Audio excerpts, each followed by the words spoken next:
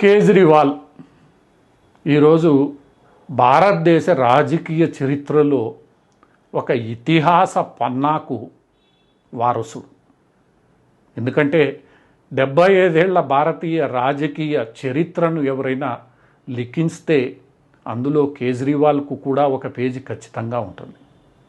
అవినీతిని రూపుమారుస్తానని ప్రగల్భాలు పలికి ఈరోజు అదే అవినీతిలో కూరుకుపోయి ఒక హాస్యాస్పదుడుగా భారతీయ రాజకీయ చరిత్రలో కేజ్రీవాల్ మిగిలిపోయే రోజు దగ్గరలోనే ఉందనిపిస్తోంది. నిన్న మొన్నటి వరకు ప్రజాస్వామ్యం మనుగడలో లేకుండా పోతుందని, ప్రజాస్వామ్యానికే ప్రమాదం ఏర్పడిందని, భారతీయ జనతా పార్టీ డిక్టేటర్షిప్తో నడుస్తోందని, ప్రజాస్వామ్యాన్ని తొక్కివేయాలనుకుంటోందని స్వయంగా గొంతెత్తి అరుస్తూ అందుకు మద్దతుగా అమెరికా, జర్మనీ, నార్వే, చివరకు పాకిస్తాన్ మద్దతు కూడా పొందే ప్రయత్నం కేజ్రీవాల్ చేశారు. కేజ్రీవాల్ చేసిన ఈ అరుపులకు, ఈ మొత్తం వ్యవహారానికి సంబంధించి క్రియేట్ చేసిన వాతావరణానికి ఇబ్బంది పడిందో, ఇంకేమైనా అనుకుందో, సుప్రీంకోర్టు కూడా ఆయనకి ఒక అవకాశం ఇచ్చింది. ప్రజాస్వామ్యాన్ని కాపాడుకోవడానికి సుప్రీంకోర్టు ఎప్పుడూ ఉంటుందని చెప్పే ఉద్దేశంతోనో లేదా మరేదైనా ఉద్దేశంతోనో సుప్రీంకోర్టు ఎన్నికల ప్రచారంలో పాల్గొనడానికి ఒక నిందితుడికి అవకాశం ఇచ్చేసింది. ఇది ఒక సంచలనాత్మక తీర్పు. ఈ తీర్పు ద్వారా ప్రపంచానికి అంతటికీ సుప్రీంకోర్టు ఒక సందేశం ఇచ్చింది. భారతదేశంలో ప్రజాస్వామ్యం ఎప్పుడు ఇబ్బంది పడినా, ప్రమాదం ఏర్పడినా కాపాడడానికి తానున్నానని, న్యాయాన్ని గౌరవించి న్యాయాన్ని అందించడానికి సిద్ధంగా ఉన్నానని సుప్రీంకోర్టు ఈ తీర్పులో తెలిపినట్లయింది.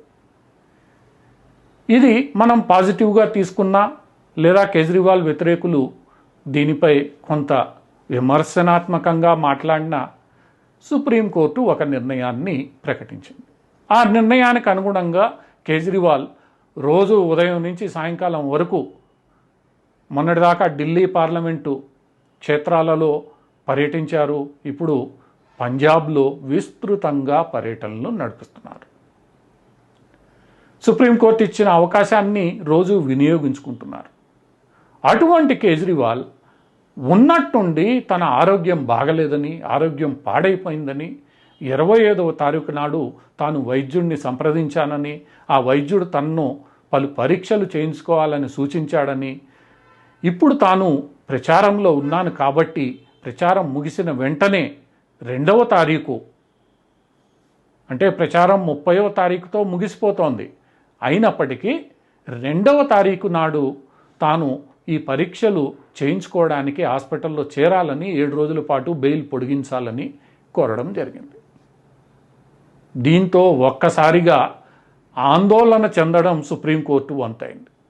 ఇప్పటికే సుప్రీంకోర్టు ఇచ్చిన తీర్పు న్యాయ నిపుణులలో ఎంతో విమర్శనాత్మక తీర్పుగా పేరు గడిస్తుండగా ఇప్పుడు కేజ్రీవాల్ ఉన్నట్టుండి ఆరోగ్యం గురించి మాట్లాడుతూ, అది ఉదయం నుంచి సాయంత్రం వరకు ఎండలో వానలో ఎన్నికల ప్రచారంలో పాల్గొంటూ ఈరోజు ఆరోగ్యం బాగలేదు, పరీక్షలు చేయించుకోవాలని 7 రోజులు బెయిల్ను పొడిగించాలని సుప్రీంకోర్టును కోరడం జరిగింది. తదనుగుణంగా కేజ్రీవాల్ సుప్రీంకోర్టు వెకేషన్ బెంచ్ ముందు కేజ్రీవాల్ తరపున లాయరు అభిషేక్ మను సింఘ్వి పిటిషన్ దాఖలు చేశారు.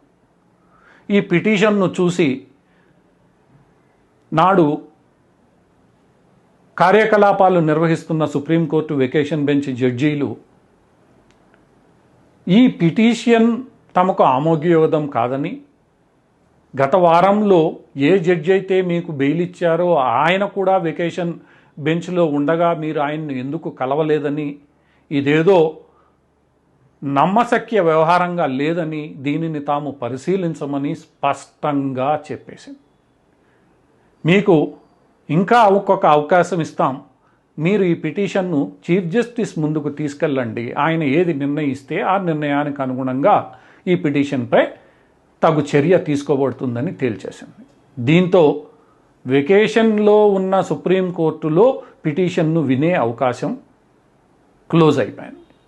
ఇక తప్పనిసరి పరిస్థితుల్లో సుప్రీంకోర్టు ప్రధాన న్యాయమూర్తి ముందు ఈ పిటిషన్ను తీసుకెళ్లే క్రమంలో ముందుగా పిటిషన్ను సుప్రీంకోర్టు రిజిస్ట్రార్ ముందు ఉంచాల్సిన నిబంధన ఉంది. ఈ నిబంధన ప్రకారం పిటిషన్ను సుప్రీంకోర్టు రిజిస్ట్రార్ ముందు లాయర్ అభిషేక్ మను సింఘ్వి దాఖలు చేసిన తరువాత దీనిపై రిజిస్ట్రారు తన నిర్ణయాన్ని వెలువరిస్తూ ఈ మొత్తం వ్యవహారంపై ఇప్పటికే స్పష్టమైన తీర్పు సుప్రీంకోర్టు ఇచ్చిందని, కేజ్రీవాల్కు ఏ కారణం చేతైనా బెయిల్ కావాలనుకుంటే ట్రయల్ కోర్టుకు వెళ్ళమని సుప్రీంకోర్టు బెంచ్ స్పష్టం చేసిందని, అందుచేత ఈ పిటిషన్ను మళ్ళా అదే సుప్రీంకోర్టు స్వీకరించి విచారణ చేయడం చెల్లదని, కుదరదని స్పష్టం చేసేసింది. అంటే పిటిషన్ను రిజిస్ట్రారే తిరస్కరించి వేశారు. ఇంకా సిజిఐ సంగతి దేవుడెరుగు. ఇందుకు రిజిస్ట్రార్ లేవనెత్తిన అనేక సాంకేతిక అంశాలు కరెక్ట్గానే ఉన్నాయనిపిస్తోంది. ఆల్రెడీ ఆయన మీద పెట్టిన కేసే అన్యాయం అని పేర్కొన్న పిటిషన్లో తీర్పు రిజర్వులో ఉంది. ఆయనకి మధ్యంతర బెయిలు అసాధారణ పరిస్థితుల్లో ఇచ్చారు. ఆ ఇచ్చేటప్పుడే నీకు ఇంకేదైనా బెయిల్ కావాలనుకుంటే ట్రయల్ కోర్టుకు పొమ్మని పోయే అధికారాన్ని కట్టబెట్టారు. ఇంత చేస్తే ఉదయం నుండి రాత్రి వరకు గత 15 రోజులుగా తిరుగుతున్న కేజ్రీవాల్కు ఉన్నట్టుండి అనారోగ్యం రావడం, పరీక్షలు చేయించుకోవాలని డాక్టర్లు సూచించడం, దానికి తగినట్లుగా పిటిషన్ దాఖలు చేయడం, ఈ మొత్తం వ్యవహారాన్ని పరిశీలించిన సామాన్యులు కూడా ఇదంతా ఒక పెద్ద డ్రామాగా అర్థం చేసుకునేస్తారు. ఇంకా న్యాయ నిపుణుల సంగతి మనం చెప్పనక్కర్లేదు. ఇలాంటి డ్రామాలను కేజ్రీవాల్ ఎన్ని మార్లు చేస్తారో చివరకు సుప్రీంకోర్టు కూడా ఈయన డ్రామాలకు మేము అంగీకరించమనే పరిస్థితి ఏర్పడింది. దీంతో ఇక కేజ్రీవాల్కు జూన్ 1న జైలుకు పోక తప్పని పరిస్థితి. మరి ఇక కేజ్రీవాల్ ఏం చేస్తారు? కేజ్రీవాల్ ముందు ఒకే అస్త్రం ఉంది. ఎన్నికల ప్రచారం 30వ తారీఖు 31వ తారీఖు ముగియగానే నేరుగా వెళ్ళి హాస్పిటల్లో గుండెపోటు వచ్చిందని పడుకోవడమే. పడుకున్నా కూడా సుప్రీంకోర్టు బెయిల్ ఇచ్చేటప్పుడు పెట్టిన కండిషన్ల ప్రకారం జైలు అధికారులు ఆయన్ని కస్టడీలోకి తీసుకోవాల్సిందే. జైలు అధికారుల పర్యవేక్షణలోనే ఆయన హాస్పిటల్లో పడుకోవాల్సి వస్తుంది. అంటే దాని అర్థం ఆయన ఆశించినట్లు ఎన్నికల ఫలితాలు వచ్చి ఆ తదుపరి పరిణామాలు జరిగేంత వరకు ఆయన ఇష్టానుసారం ఉండడానికి ఉండదు. జైలు అధికారుల పర్యవేక్షణలో ఆయన హాస్పిటల్లో ఉండాల్సి వస్తుంది. ఇది తప్పని పరిస్థితి.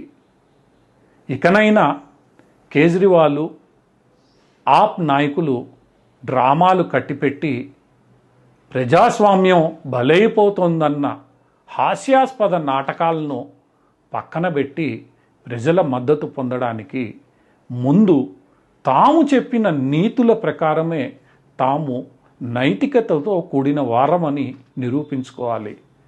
లేకుంటే కేజ్రీవాల్ ఆపు పుట్టగతులు లేకుండా పోతాయి.